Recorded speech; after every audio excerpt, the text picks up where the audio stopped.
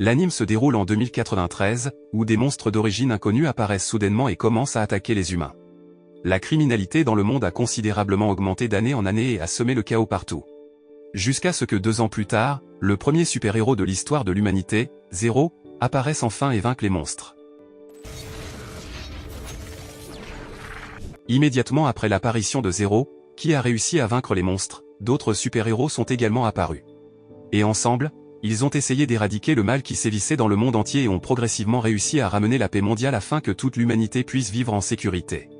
Cependant, une fois la paix mondiale rétablie et la situation devenue sûre et sous contrôle, Zero a soudainement disparu et on sait maintenant qu'il menait une vie normale tout en cachant ses pouvoirs.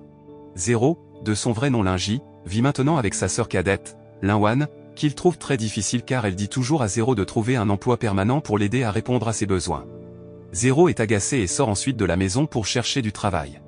Mais il a plutôt été impliqué dans un combat qui a opposé un jeune homme nommé Shishen à un groupe de bandits dirigé par un homme surnommé Black Hand.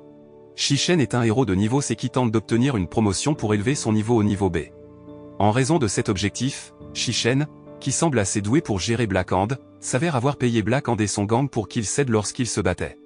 Cependant, en raison de l'interférence de Zero dans leur combat, Black Hand est finalement devenu fou furieux et a retiré son mouvement de signature. Shishen en fut submergé. Peu de temps après, arriva un jeune homme nommé Zanshen, un héros de niveau E qui défia Black Hand avec confiance dans un combat. Parce que les capacités de Shen étaient inférieures à celles de Shishen, il pourrait facilement être vaincu par Black Hand. Avant que Shen ne soit tué par Black Hand qui semblait si irrité contre lui, Zero a alors sorti son arme et a pu facilement abattre Black Hand d'un seul coup. Voyant la grande force de Zero, Shen a immédiatement supplié Zero de devenir son partenaire. Shen a même osé suivre Zero chez lui et attirer le fantastique salaire et les primes qui seront obtenues par Zero s'il est prêt à être un héros, ainsi que son assistant. Sans réfléchir, Linwan a immédiatement accepté l'offre de Shen et a forcé Zero à accepter l'offre d'emploi. Le lendemain, Shen emmène Zero au bâtiment de l'association héroïque, où Zero passera une série de tests de compétences avant d'obtenir le titre de héros reconnu par le gouvernement. Shen a expliqué un peu l'histoire d'un super-héros nommé Zero, qui a sauvé le monde avec l'aide d'une équipe de super-héros de niveau SS. Cependant, Zero lui-même ne semble pas se souvenir d'avoir déjà combattu aux côtés d'autres héros, car il ne se souvient que d'avoir combattu seul. Lors du premier test de compétences, Zero affrontera un héros de niveau B, un homme nommé Yatan. En voyant le look ordinaire de Zero, Yatan a légèrement sous-estimé la force qu'il possédait. Mais de manière inattendue, Zero a été capable de résister à l'attaque de Yatan avec facilité et a réussi à le vaincre sans avoir à utiliser la grande force dont il disposait. Après avoir été vaincu par Zero, Yatan a été emmené à l'infirmerie pour y être soigné car il était grièvement blessé à la tête. Une femme nommée Miss Dong qui accompagnait Yatan, a informé que Yatan avait été vaincu par un jeune ordinaire dont la force pourrait être au niveau d'un héros de niveau A. Zero s'est avéré avoir obtenu de faibles notes à l'examen écrit. Même Zero a écrit qu'il ne voulait pas du tout être un héros. Shen, sachant que Zero avait obtenu un faible score à l'examen écrit, s'est alors moqué de lui. Mais comme Zero est désormais officiellement un héros, Shen demande alors à Zero d'être son partenaire. Cependant, Zero a immédiatement rejeté la demande de Shen parce qu'il pensait qu'avoir un partenaire ne ferait que lui rendre la tâche difficile au combat. Zero, qui était sur le point de partir, a accidentellement vu un jeune homme nommé Yan King, qui était victime d'intimidation par un groupe de personnes simplement parce qu'il admirait vraiment Zero le super-héros. Les intimidateurs qui se faisaient appeler le Triangle d'Or n'aimaient en fait pas Zero et se moquaient plutôt de Zero qu'ils pensaient mort. Shen, qui entendit cela, s'avança alors pour les combattre. Cependant, avant que Zero ne puisse leur répondre, un jeune homme nommé Shenjing est apparu et a dit quelque chose au Triangle d'Or. Étonnamment, le groupe du Triangle d'Or avait l'air effrayé lorsqu'il affrontait Shenjing, même s'il était un héros de niveau E qui était d'un niveau inférieur à eux. Ne voulant rien avoir à faire avec Shenjing, le groupe a fini par s'enfuir de là. Ils ont enfin fait connaissance. Lorsque Zero a découvert que Shenjing avait le même passe-temps, Zero a semblé enthousiaste et a proposé à Shenjing de s'associer avec lui. Après cela, ils formèrent tous les 4 un groupe. Mais plus tard, Shenjing a révélé que la raison pour laquelle le Triangle d'Or restait loin de lui, ainsi que de tout le monde, était parce qu'être près de Shenjing porterait malheur à tous. Effectivement, peu de temps après qu'ils aient fait connaissance, Shenjing a soudainement accidentellement détruit la pièce et a gravement blessé Yan King. À cause de cela, Zero et Shen ont alors demandé à Shenjing de garder leur distance avec eux afin qu'il n'ait pas de malheur indésirable. Après que Yan King se soit remis de ses blessures, Zero et son équipe de héros se voient confier leur première tâche, attraper un gang de criminels qui effectuent illégalement des transactions biochimiques en échangeant leurs monstres. Zero et son équipe ont réussi à contrecarrer la transaction, mais ils ont dû faire face à un monstre de fumier qui était en cours d'échange. Bien qu'en utilisant seulement un peu de sa force, Zero a réussi à vaincre le monstre pour qu'il rebondisse loin dans des colonies densément peuplées, ce qui y a ensuite provoqué le chaos. Shen et Zero travaillent alors ensemble pour vaincre le monstre. Grâce à la puissance de Zero et à la technologie de pointe de Shen, ils réussirent finalement à vaincre le monstre. Cependant, de manière inattendue, le monstre s'est alors transformé en une petite fille. Ne sachant pas où l'emmener, Zero a ensuite emmené la jeune fille chez lui, où Zero a supposé que la jeune fille était une victime expérimentale du gang criminel. Grâce aux informations obtenues auprès de Miss Dong, Zero apprend enfin qu'il existe une société d'évolution génétique qui a créé une organisation caritative pour utiliser des enfants sans abri abandonnés comme sujet de leurs expériences, et l'un d'eux est une petite fille qui a été sauvée par Zero et son équipe. Mademoiselle Dong a également informé que la société était de mèche avec le président de l'association héroïque, un homme nommé Ouyang Grui, de sorte qu'il leur était très difficile d'arrêter les expériences cruelles menées par la société d'évolution génétique. Zero, qui a entendu cela, est soudainement devenu furieux, et sa colère a immédiatement atteint son apogée jusqu'à ce qu'elle ébranle l'endroit et tue presque Shen et Miss Dong qui se trouvaient à proximité. Depuis que Miss Dong a déclaré que la société pourrait envoyer des assassins pour récupérer la fille, Zero a finalement décidé de garder la fille avec lui. Cependant, Lin Wan, qui savait que Zero avait ramené une petite fille à la maison, a supposé que Zero avait kidnappé la fille. Après que Zero et son équipe aient tout expliqué à Lin Wan, elle a compris et accepté avec joie la présence de la jeune fille dans leur maison. Même Lin Wan la connaissait si bien, alors Lin Wan l'a nommée Mumu et la considérait comme faisant partie de leur famille. Alors que Lin Wan emmenait Mumu acheter des vêtements, Zero et son équipe ont soudainement été approchés par le Triangle d'Or, qui voulait les emmener ainsi que Mumu sur ordre d'Ouyang Grui. Le Triangle d'Or, qui avait initialement sous-estimé Zero et son équipe parce qu'ils n'étaient que des héros de niveau E, s'est avéré être facilement vaincu par Zero en un temps assez court. Ouyang Grui, sachant que ces hommes avaient été vaincus par Zero et son équipe, devint soudain irrité. Cependant, le directeur de la société d'évolution génétique, un homme nommé Gan, s'avère avoir préparé un autre plan pour vaincre Zero et son équipe et récupérer leur précieux sujet expérimental. Cette nuit-là, une femme assassine ordonnée par le directeur de l'entreprise s'est ensuite infiltrée dans la maison de Shen pour le tuer. Cependant, tous deux ont été impliqués dans un incident embarrassant, qui a poussé la femme à s'enfuir, pensant que Shen était un pervers. Pendant ce temps, ailleurs, l'assassin, dont la force était comparable à celle d'un héros de niveau A, était sur le point de tendre une embuscade à la résidence de Zero et de capturer la jeune fille. Cependant, son action fut immédiatement rattrapée par Zero qui le frappa immédiatement avec son arme phare. Sachant qu'il ne pourrait pas vaincre Zero avec sa force, l'homme s'injecta alors quelque chose dans son corps, ce qui le transforma alors en un terrible monstre dont la force était équivalente à celle d'un héros de niveau S.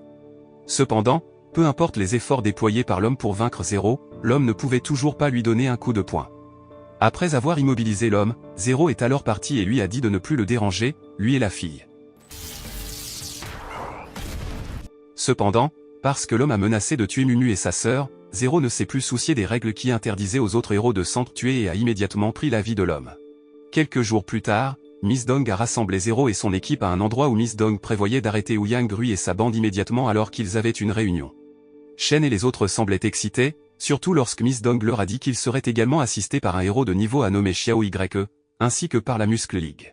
Pour faire court, Zero et son équipe se préparent à réaliser leur plan dans un lieu prédéterminé. La bataille s'ensuivit finalement, où Shen affronta à nouveau l'assassin qui avait infiltré sa maison. Pendant ce temps, Miss Dong s'est battue en tête-à-tête avec Ouyang Grui. Tandis que Zero se battra contre Gan, qui a injecté leur sérum expérimental, qui a également été utilisé par l'assassin que Zero avait tué auparavant. D'un autre côté, Xiao Y et Yan King semblaient avoir du mal à gérer les attaques de tireurs d'élite qui rendaient leurs mouvements difficiles. De même, Miss Dong, dont la force était incapable d'égaler celle d'Ouyang Grui, s'est retrouvée impuissante. Pendant ce temps, même s'il avait utilisé le sérum augmentant la puissance à plusieurs reprises, Gan avait toujours du mal à gérer Zero, qui était en effet maîtrisé et a immédiatement renversé l'homme avec seulement quelques coups légers. Zero, qui est ennuyé que Gan ait utilisé des enfants innocents comme sujets expérimentaux, bat ensuite Gan en bouillie. Ailleurs, Shen a réussi à faire fondre le cœur de la femme assassine qui était sur le point de le tuer et à la mettre à son côté. Pendant ce temps, Miss Dong qui était en état d'urgence, a finalement été secourue par Zero. Ouyang Grui a ensuite réinjecté le sérum pour faire face à Zero. Cependant, Zero a pu facilement résister à son attaque d'une seule main, puis la jeter en l'air. Ouyang Grui n'est pas resté silencieux et a immédiatement lancé une attaque meurtrière sur Zero. Mais l'attaque n'a pas fonctionné sur Zero et Ouyang Grui a finalement été vaincu.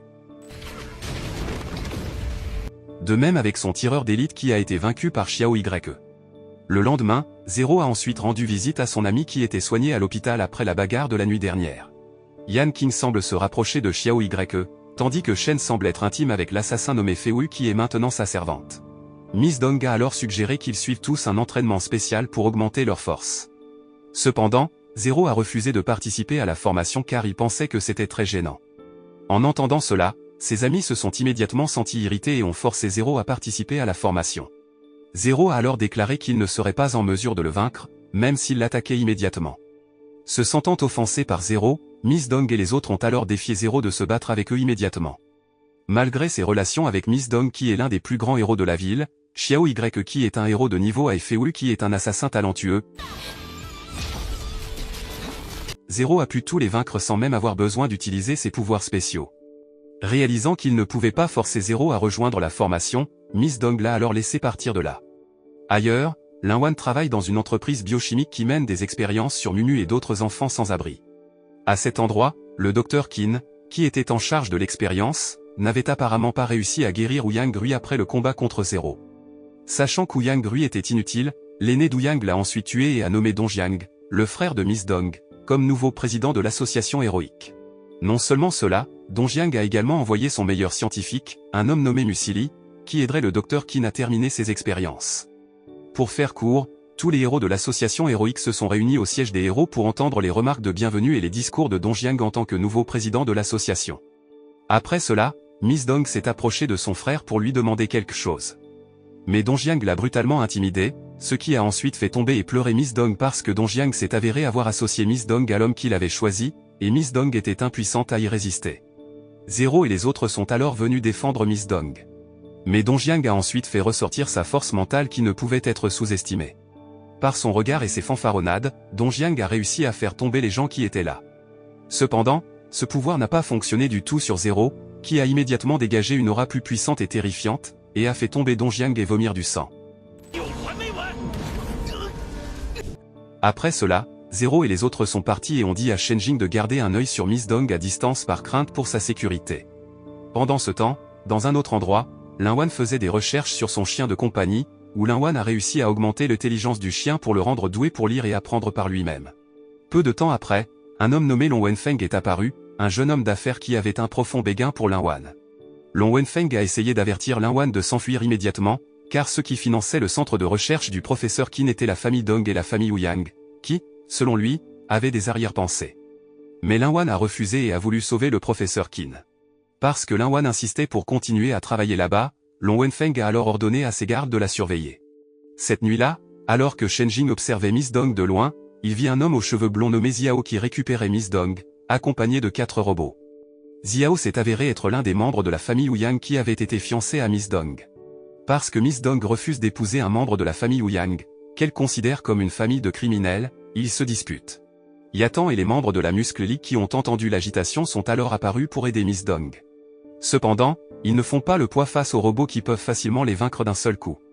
Xiao a alors forcé Miss Dong à l'accompagner.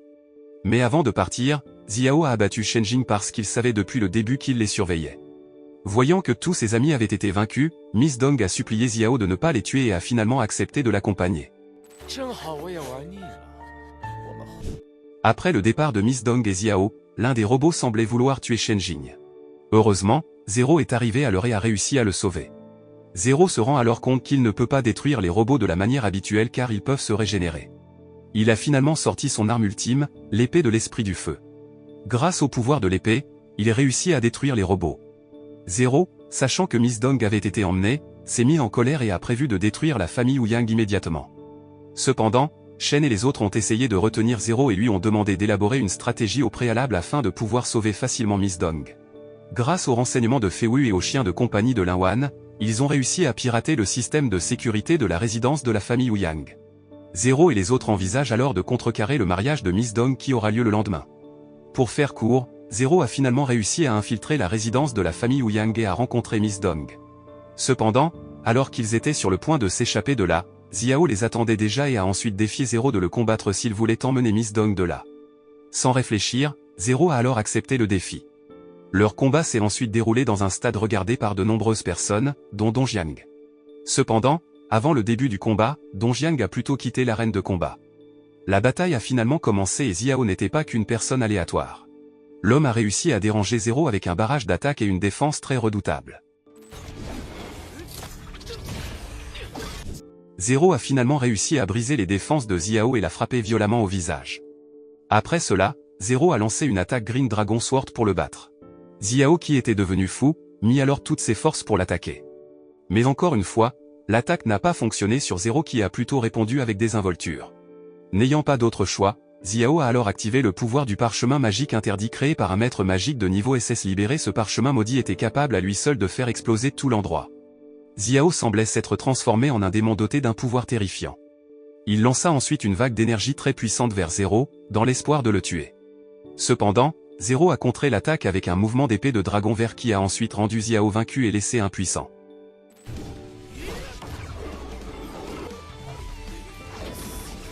Voyant Zero qui a finalement réussi à battre Xiao, Miss Dong s'est immédiatement précipitée vers Zero pour le serrer dans ses bras. Cependant, soudain, quelque chose d'étrange s'est produit, où tous ceux qui étaient là, à l'exception de Zero, ont arrêté de bouger. Même tous les êtres vivants de la ville ont également cessé de bouger comme si une grande puissance les contrôlait. Il s'est avéré que le pouvoir venait de Dongjiang qui avait utilisé les expériences de Linwan qui avait réussi à augmenter l'intelligence de son chien de compagnie. Pendant le combat, Dongjiang s'est secrètement rendu au laboratoire et a utilisé la machine expérimentale pour obtenir un pouvoir aussi formidable. Dongjiang s'avère jaloux de Zero pour sa grande force, ce qui peut lui faire vomir du sang rien qu'en l'intimidant. Alors que dans le passé, Dongjiang était un garçon qui idolâtrait grandement Zero et espérait être comme lui quand il serait grand. Cependant, il semblait que Dongjiang ne savait pas que le jeune homme auquel il faisait face cette fois était Zero qui l'admirait tant.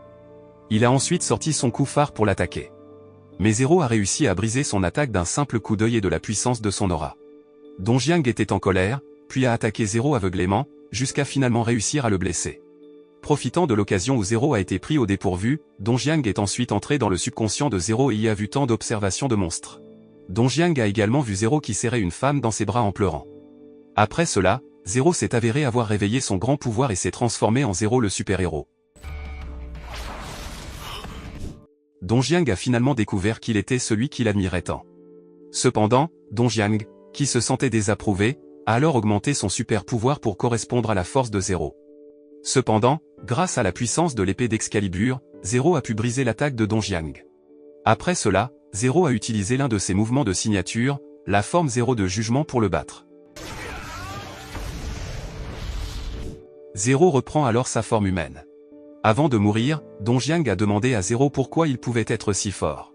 Zero a ensuite enlevé ses vêtements et a montré les cicatrices qu'il avait eues lors de la lutte contre les monstres du monde entier. Grâce à cela, Zero est devenu très fort et invincible. L'anime se termine avec Zero et Miss Dong se disant au revoir car elle va travailler à l'étranger.